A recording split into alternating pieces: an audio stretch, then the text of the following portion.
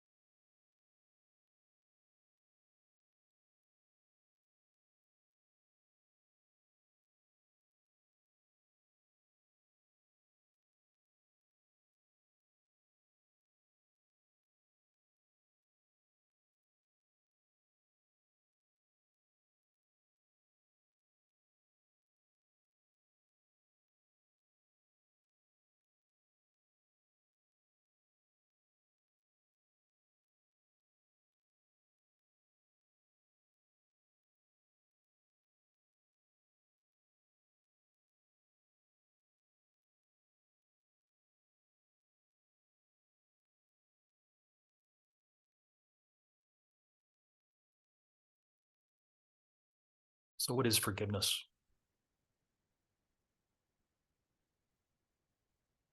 It's releasing yourself from the burden of somebody else's misdeed.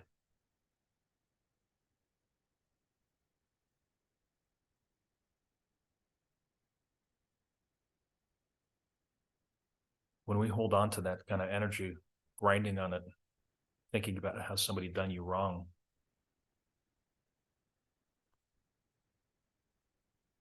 that creates a lot of tension in the system.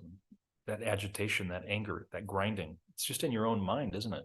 Replaying this thing over and over again, telling yourself how you were right, maybe even bending reality a little bit so you're even righter. Maybe they're doing the same thing. And meanwhile, you're both spiraling into this hole of attachment and pain and suffering. You're not punishing that other person by holding on to a grievance, holding on to a grudge, pouting about it. No, stop, and they might just be fine and not even register it. You're the one sitting there holding the hot coal of this anger and attachment, expecting them to get burned by it. No, you're the one getting burned by it. Forgiveness. Do it for yourself, but do it for them as well. You know why? Because even if they did something really heinous to you, it's most likely not, it's most likely something you've done to somebody else, isn't it? Over the course of time, maybe even in a past lifetime. And then the roles are reversed. So it shows you the pain of that was inflicted on you, the pain of what that person did to you. In a quantum way, we're all entangled. We've all played all the different parts, all 8 billion of us. We played all those parts throughout history. The oppressor, the aggressor, the bully, the evil one. We've played those parts ourselves. Now the other person's doing it and we're on the receiving end of it. This should be instructive, shouldn't it? It shouldn't be something to be up in arms about. It should be something to be grateful for. To see, that's how it feels. And so it inflicts that pain on you. They were just an instrument of your own karma, weren't they? If you didn't have that karma in the world, they would not have been a representative of it, mirroring it back to you in their own behavior. So, yes, you forgive yourself, you forgive them as a means of helping yourself, but you're doing it as a means of helping them as well, as an act of generosity to them. Because if you free them from that bondage of your anger and attachment and resentment, maybe they'll have an easier time of it as well. They're not going to have to suffer through your silent treatment or your payback, your punishment of them. They're not going to have to suffer through that. Just treat them as yourself because they are yourself.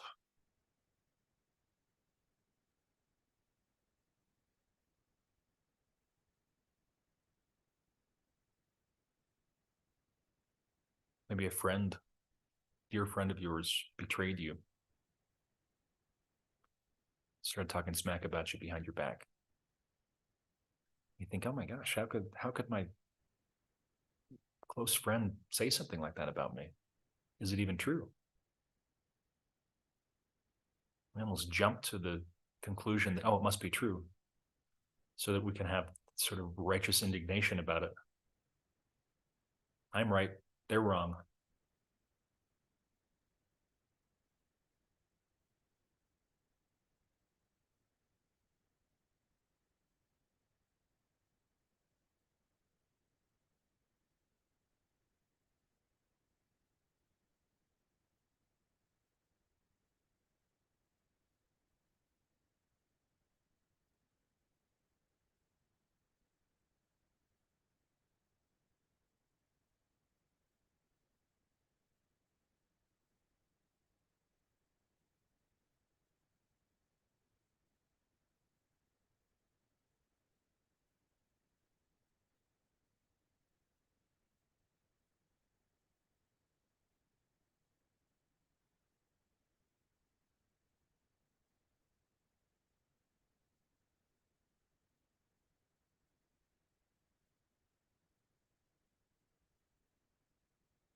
I chose this Zoom background today because it's kind of misty and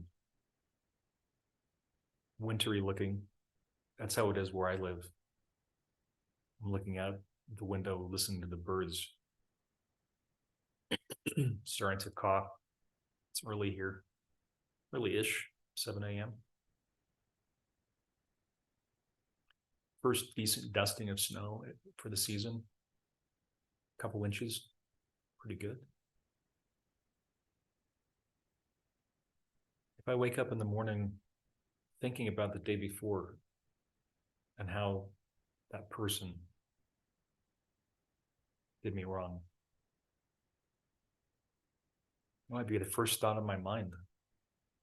How could they do that? Don't they know who I am? Don't they respect me? Don't they love me? How could they do what they did?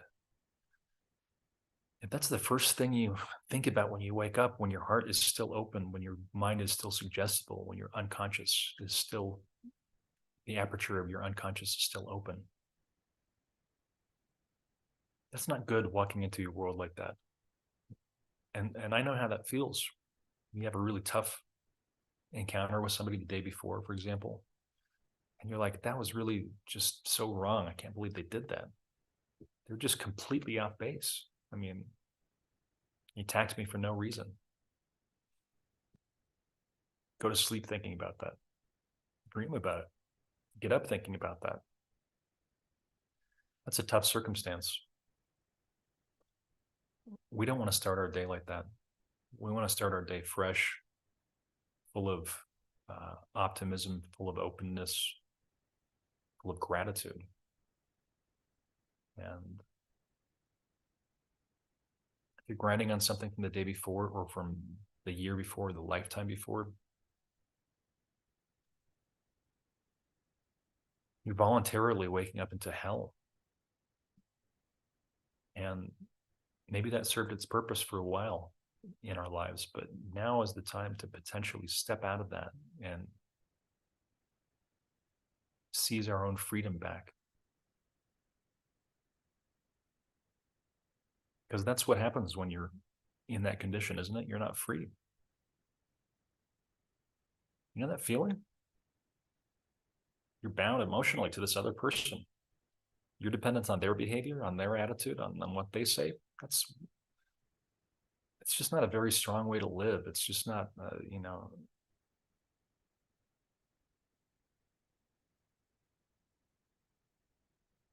people who do collect all these grievances, they point at all the people who are keeping them down,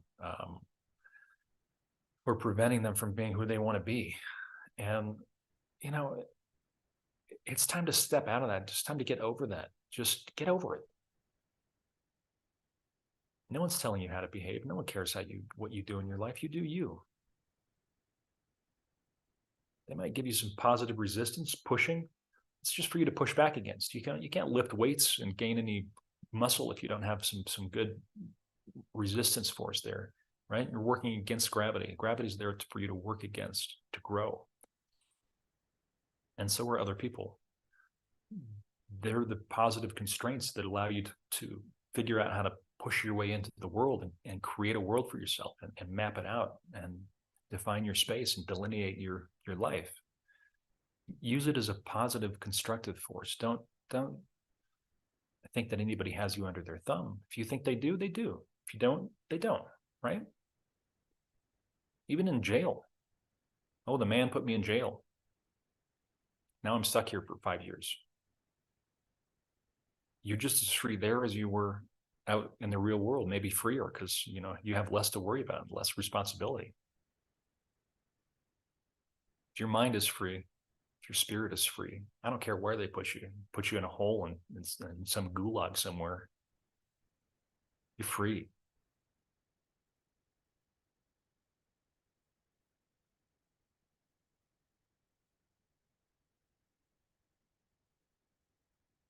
Oh, they're torturing me. They're beating me. They're hurting me. Why are they doing that? What'd you do?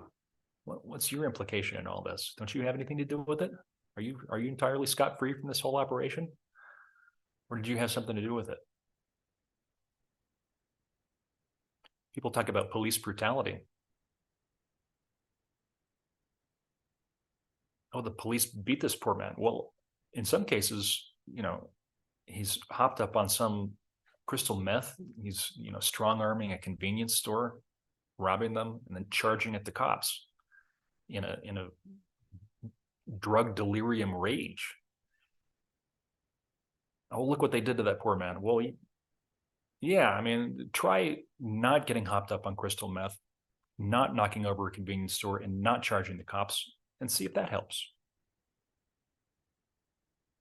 Take some responsibility.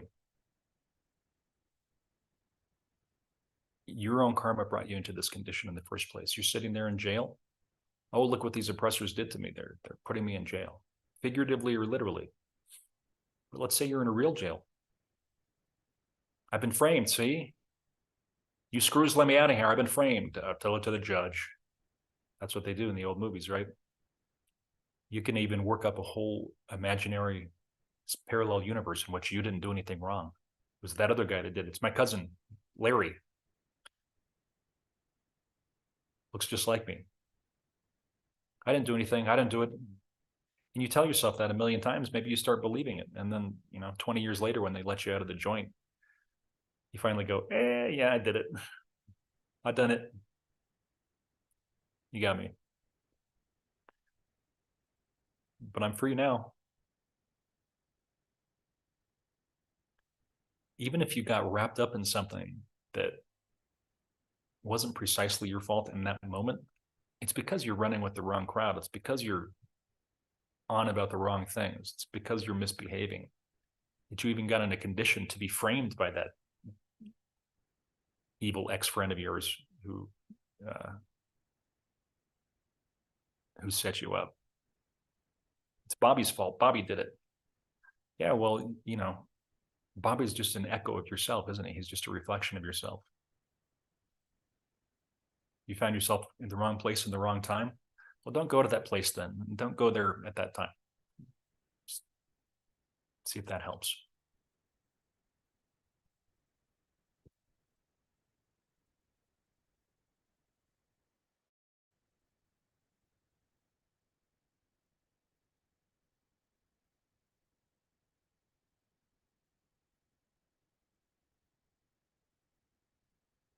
People like Mike Tyson talk about their time in jail as being the most constructive, happiest they've been.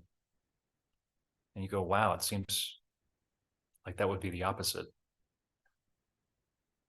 But it's all in your mind, isn't it? Even if you are there, surrounded by all this chaos and misery and shouting and angry, agitated people.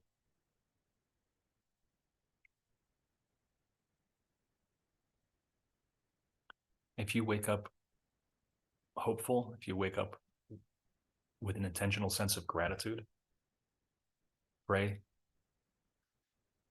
You wake up like I do at 3 or 4 a.m. when the Shakti's rising, when the Holy Spirit's moving. You get up in that jail cell. I don't suppose there's going to be a lot of other people stirring at that time. You got a few hours before it turns into One Flew Over the Cuckoo's Nest again. Sit there and meditate. Pray to your maker. If you don't have a maker, pray to yourself.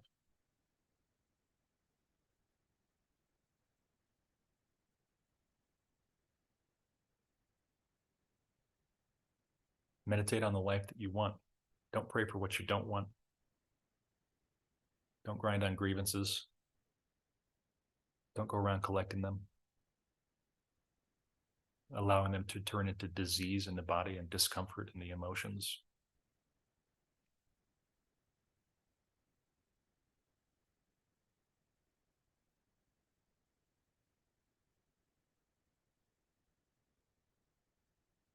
If only it weren't for the government and my boss and my parents and my boyfriend or girlfriend, my community. If only it weren't for all them, I would be free, they say. Well, they don't care about subjugating you, really. At the end of the day, if they're about subjugating, they'll go subjugate somebody else if that's really what they want to do. If you don't let them do that, they got nothing. It's only you voluntarily, putting on the handcuffs like Otis and Andy of Mayberry and stepping into the jail.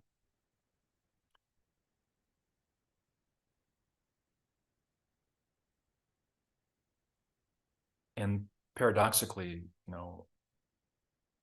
if you're holding on to resentment, the other person may be suffering a little bit along with that, but really you're the one that's deeply suffering. And to forgive them is to forgive yourself because you are implicated in this too.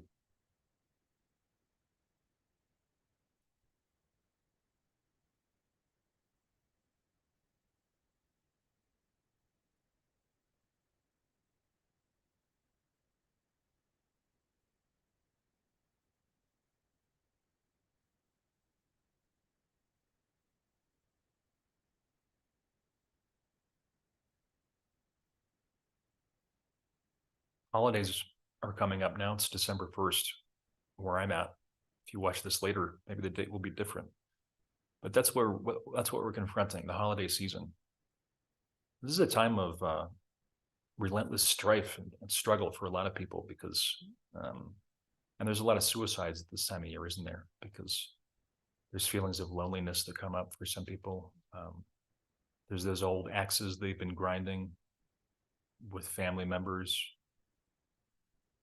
and friends, and the holidays just bring all that back up because, and that's frankly why I haven't been hugely into celebrating the given holidays like Christmas, which I used to love growing up, as most kids in the West do.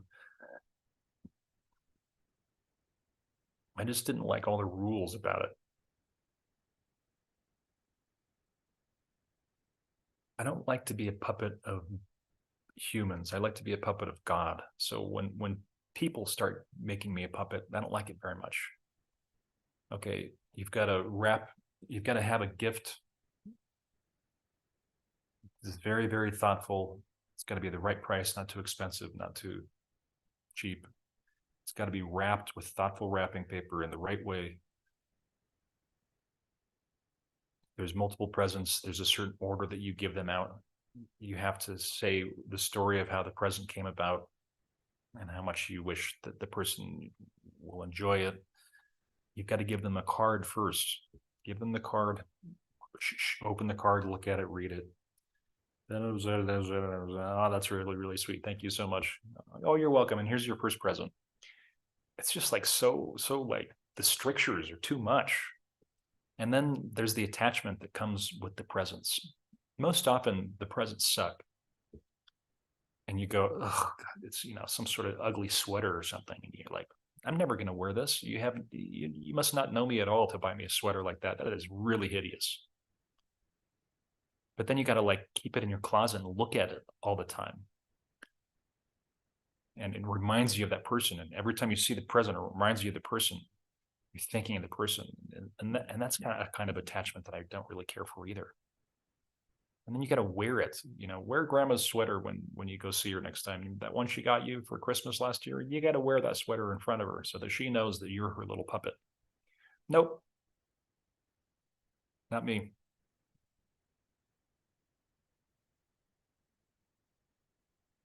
So the holidays always have that kind of, and birthdays are the same. And, all these pantomimes that we have to go through as a culture to participate in these rituals.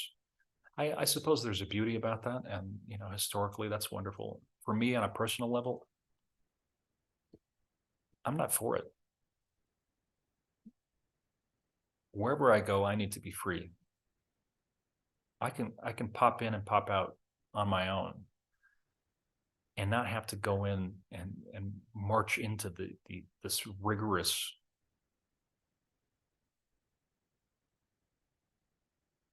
procession,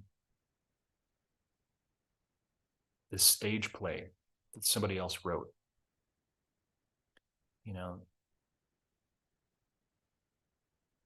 That's where you have to, if you are of my way of thinking, you have to fight for your freedom there. And I had to with my family. I had to just kind of dash all that to the side, and there's a sadness and a sense of loss and lack that comes if you do that, because now you're sort of off the main stream of things.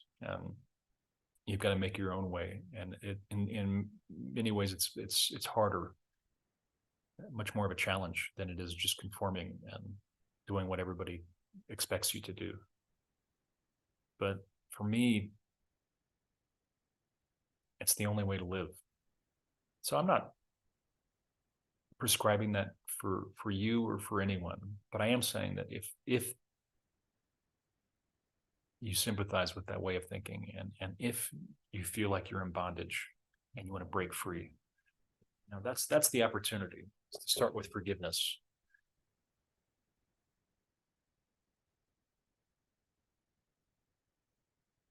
You can start by forgiving your family for putting you through that, because they're just inheriting a legacy from their elders who inherited it from theirs, and so on back through history, right?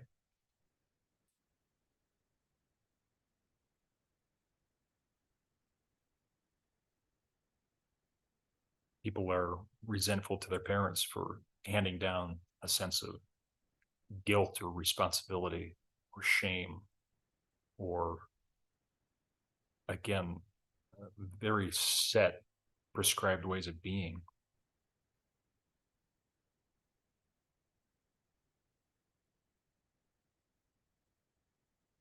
But if you forgive them, there's nothing more to talk about, is there? Because they don't have you under their thumb anymore.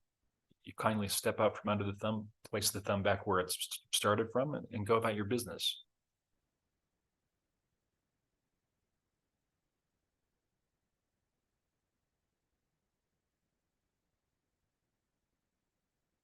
People feel like they're always trying to be controlled.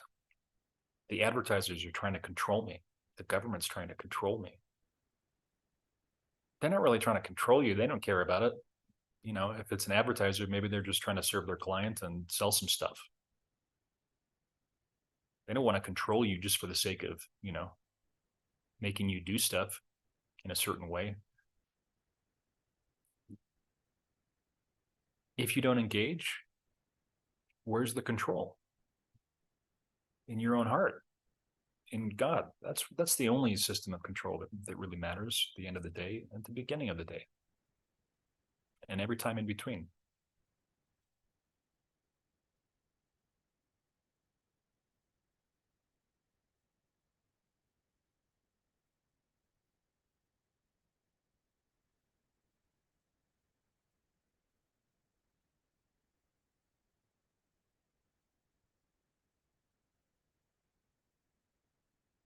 Losing my arm there.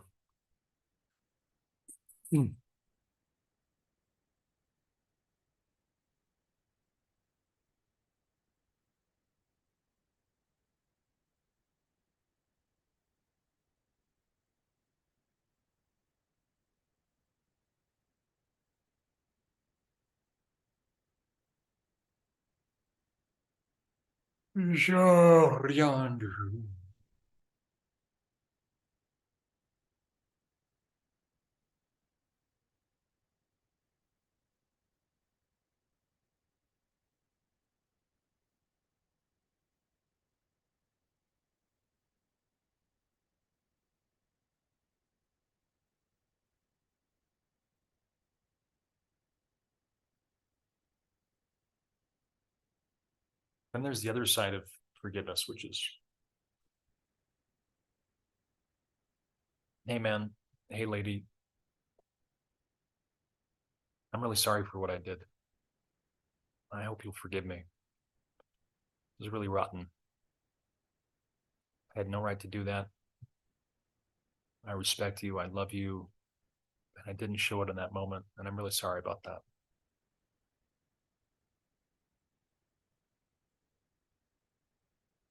So you can do it from that end too. Because it's much easier, I would suspect, to forgive somebody who comes at you with that kind of attitude than it is to forgive somebody who tries to conk you upside the head every time you see him. Never takes responsibility for anything, blames you for everything. It's very hard to forgive them, I would suspect, compared to somebody who comes to you and was like,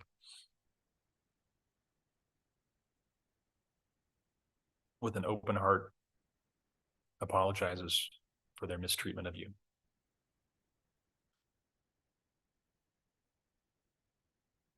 If you apologize for what you did wrong, you're not making yourself weak or losing out in the thumb war with this person. You're, in some ways, paving the path for yourself to be forgiven and for them to be forgiven too. You don't have to say it was all my fault, because that's probably not true. Almost universally, that's not going to be true. It wasn't all your fault.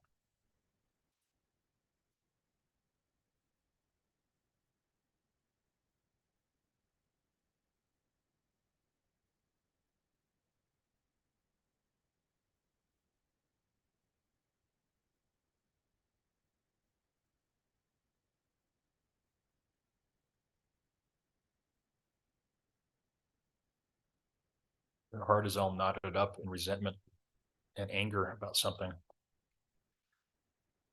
Asking for forgiveness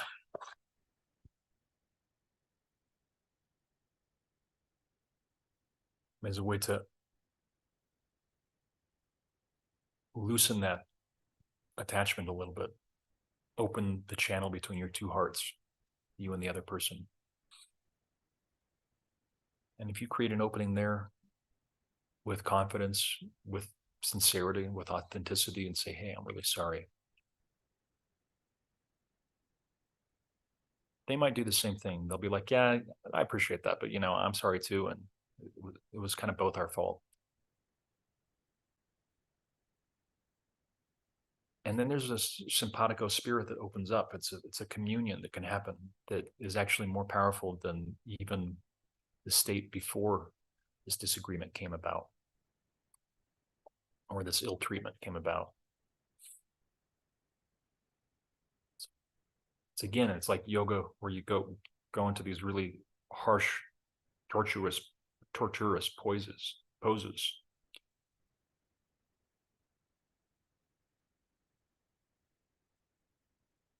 And it really hurts. And then when you let it go and release, the chi moves through the prana, the life force moves through the body. And you're in a healthier, more positive, more blissful state after that, having gone through the heat and the pressure of all that. So this is the yoga of life. These little squabbles, disagreements, or even long-term entrenched family feuds, personal feuds that we go into. That's just a form of that, because if we're somehow able to acquit ourselves at the end by taking responsibility, drive blames back to, I always drive blames back to myself. That's an old Buddhist idea. That's a Pema Chodron idea. I drive all blames back to oneself. Ultimately, it is my fault. I need to take responsibility for everything. Nobody done me wrong. I done me wrong. They just happen to be there to be the instrument of it, the instrument of my own karma. And in that way, how can they be seen as anything other than blameless, spotless? If God is using them as an instrument of karma,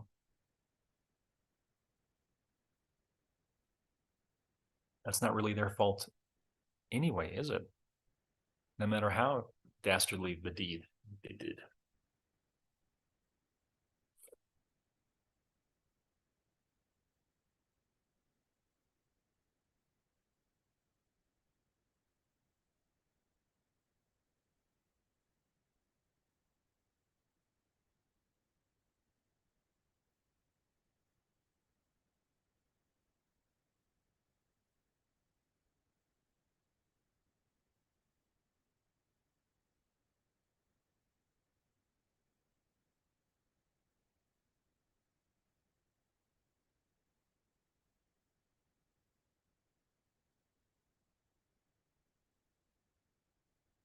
What's your story of forgiveness? I want to hear about it in the comments. What's that time, maybe even around the holidays with family, where you forgave somebody and it changed the whole trajectory of your life together? Tell us about it. I want to know.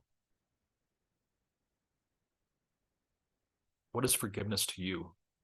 What does it mean? Do you think it's just for weaklings? For people that have no backbone, just to go around forgiving everybody who did them wrong? Or do you think it's necessary for our own evolution?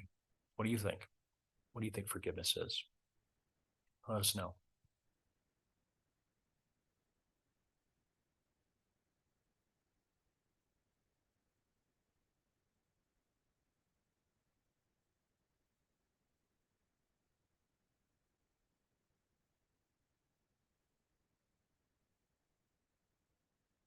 This live stream is scheduled for 6:55 a.m. to 8 a.m. Mountain Time every weekday. We meet in satsang like this, is what they call it. It's in the company of truth. That's what that means. It's just a gathering where we can meditate together, pray together, share ideas. We try to organize it around a single concept, like a virtue, as in today's virtue, forgiveness, and in past ones like compassion, patience, acceptance.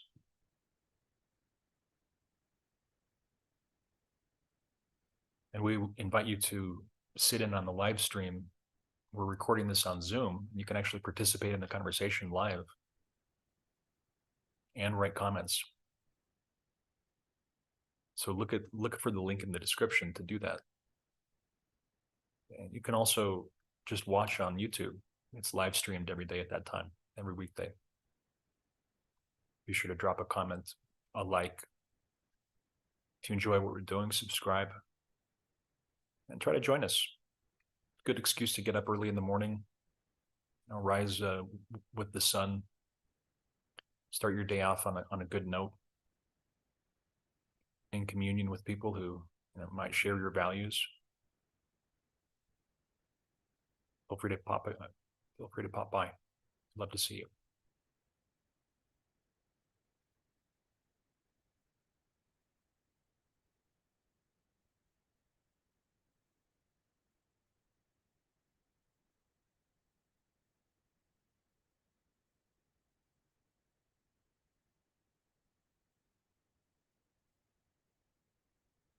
If you are not able to forgive people, you're much more likely to cultivate disease in your body. Because as we've talked about in previous shows, the energy of attachment is taking those universal energies that should just be rolling through you, and you're grabbing onto those, holding them, and they become entrenched in the system. They start turning into disease and unwellness. So if you want to be healthy, you ever notice the people who are really profoundly unhealthy look like Gollum scrambling around out there, scraping around, are the ones that hate the world so much? And they just look terrible.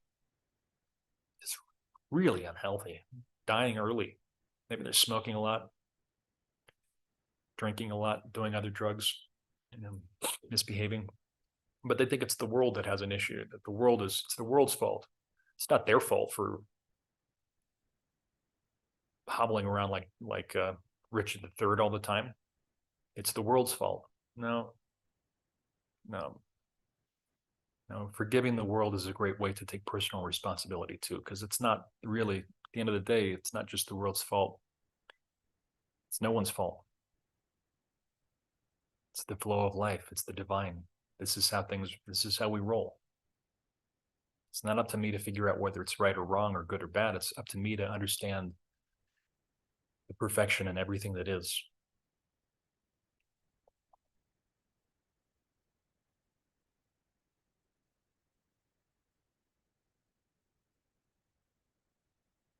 If I can let it go when I'm holding a grudge against a person or an event or circumstance, if I can let that grudge go, the whole world is healed a little bit. In some small measure, the whole world is healed.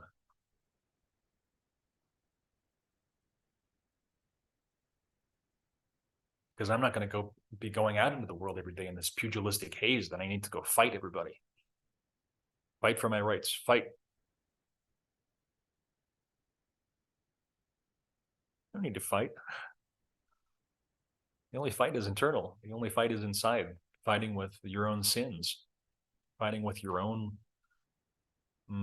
iniquities. You come to terms with those. Forgive yourself. Something we haven't talked about, right? Forgive yourself. Don't worry about that other guy or lady. You're the one who really needs forgiveness from yourself.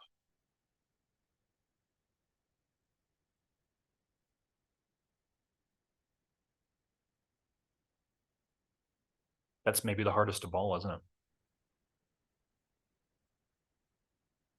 Thinking about the bad stuff you did. I've done some bad stuff, things that just make me go, I can't believe you were so stupid.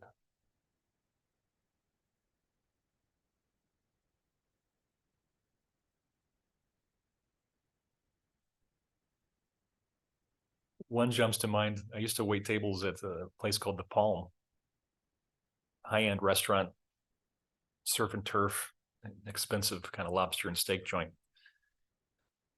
And it was a fast lunch service, and I was flustered. I was in the weeds, and we were really busy.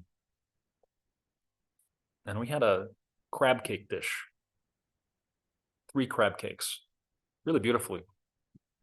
Lump crab meat, little breadcrumbs, mustard, stuff like that. Really tasty, sauteed in butter, crispy. So we had a dish that was 3 of those. And that was a standard dish. But this particular day, we had a special running, which was 4 crab cakes as an entree.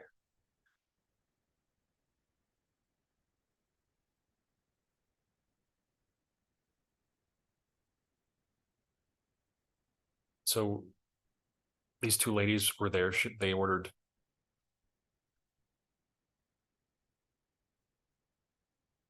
the regular crab cakes dish with 3 crab cakes. And so I'm in the weeds. I'm a little flustered. I guess I grabbed the wrong thing. I went in and served this 4 crab cakes to them accidentally. Put it down. There you go, ladies. Enjoy. Let me know if I can bring you anything else. Okay, this looks really good. Go back. The chef is fuming. He's like, "You took the wrong one. You took the 4 instead of the 3." And I was like, oh. I didn't know what to do. And I went back out there. We had a way of serving. It's called French service, where you kind of hold 2 forks or a fork and a spoon, and you can pick stuff up like this, like with tongs. Believe it or not, I was so out of my mind and so decentered and so dopey in the moment that I went back and explained the issue to the ladies and said, "I'm so sorry, I brought you the wrong thing. So let me just disabuse you of this extra crab cake. Get that out of your way. So sorry about that." Picked it up off the plate, took it with me, leaving them probably scratching their heads going, "What on earth are you thinking?" And I presented it back to the chef. "There you go, chef. Sorry about that." And he's like, the GM looked at me like I was just the dopiest, naivest, greenest idiot in the world. But that's what happens when you believe this illusion too much, and you believe the heat and pressure that you need to perform. I need to fix something because of some expectation. 4 crab cakes, 3 crab cakes. You're going to go like, and I think I got fired because of that. I think that was maybe some sort of last straw, because pretty soon after that, they let me go. And I think it must have had something to do with that. Every time I think of that, I just cringe and go, "Oh my God, how could you have been that out of your mind to do something that ungracious and that silly?" At the end of the day, it's just, it doesn't matter in the slightest. It doesn't matter at all. Yet I've been thinking about that and unable to forgive myself for that for 25 years, or however long it's been. Every time I think of it, I just go, "Oh, this is emblematic of my condition, that I would do something that lame and boneheaded." It's not really my style. It's not like, I always go around doing stuff that lame. But that was really that was a zinger. That was like a monumentally stupid thing to do. And the funny thing is, again, it didn't matter that they got an extra crab cake. Just leave it. Let them eat the crab cake. You're going to go take it? What? Serve it to somebody else? Really? So it's easy. It would be easy if I was the maitre d' or someone, to look at that behavior and go, "Geez, buddy, that is about the stupidest thing I've ever seen." It would be easy just to shake your head at the stupidity of humanity that somebody else could come up with that. But what about when you do it? What about when you make that mistake? It's like an arrow in the heart. There it is. No getting out of it. You can't wriggle out of that one. It's got you. So what if you were able to forgive yourself in that moment? Laugh it off. Which is what I have to do now. It's what I have to do today. Forgive yourself. Maybe I'm having an opportunity to do that in real time before your very eyes. Forgive myself for making such a silly error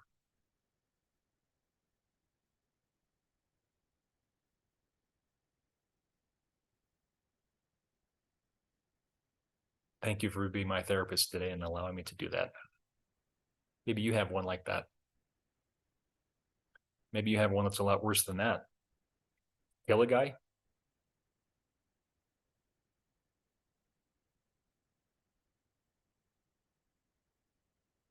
Rob a bank? What are the other really bad things people can do?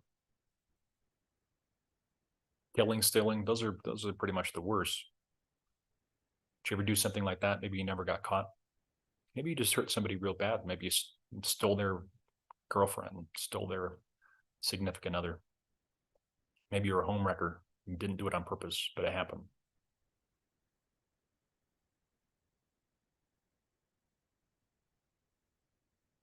Maybe you used too much force. As U2 says, sometimes you use more force than is necessary. Maybe you used too much force one day and you really hurt somebody's feelings. That's a tough one. Somebody who might be a little bit weak and you really came down on them hard. And maybe maybe you made them cry. And you look back and go, geez, how could I be so ruthless? How could I be so thoughtless with such little compassion to really turn the screw on this person? But in the moment, you were just an ambassador of God. You were doing God's bidding, whether you knew it or not. That's my view. You don't believe in God? That's fine. You were just enacting the universal whim. Well, there's no God. There was just the Big Bang. Scientists will say, how could you be so naive as to think that this whole universe came from nothing, just from the mind of God? He just invented it out of nothing. That's not what happened. What happened was the Big Bang, where the universe was made out of nothing. We like it that way, though. And it happened 14 gazillion years ago, 14.349 gazillion years ago. We know that's the truth. There's no God. There's no man up in the sky telling us what to do. There's just a Big Bang that happened X trillions of years ago, and then a long procession of just accidental unfoldment of particles. And here we are. If you believe that, good. You may be right. I may be wrong. I'm open to that possibility. That's cool. But from my point of view, there is a God, there is a force, there is a larger intelligence, an intelligent design, if you prefer, a larger order. Look at all these trees behind me. Do you think each one of those invented their own destiny and decided to go it alone and just, forge the world for themselves in their own image and likeness and their own path? No, there's a harmony, there's a coherence to everything back there. And we're like each one of those little trees, big trees.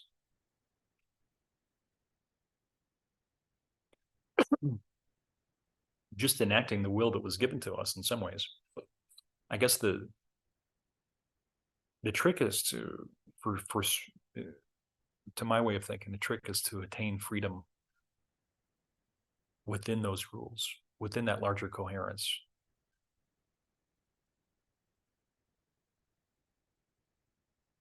Because all those trees behind me, in some ways you could say, oh, they're just a bunch of conformists.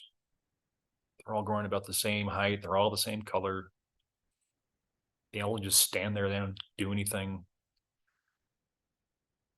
They're just all looking around, seeing what everybody else does and just trying to duplicate that.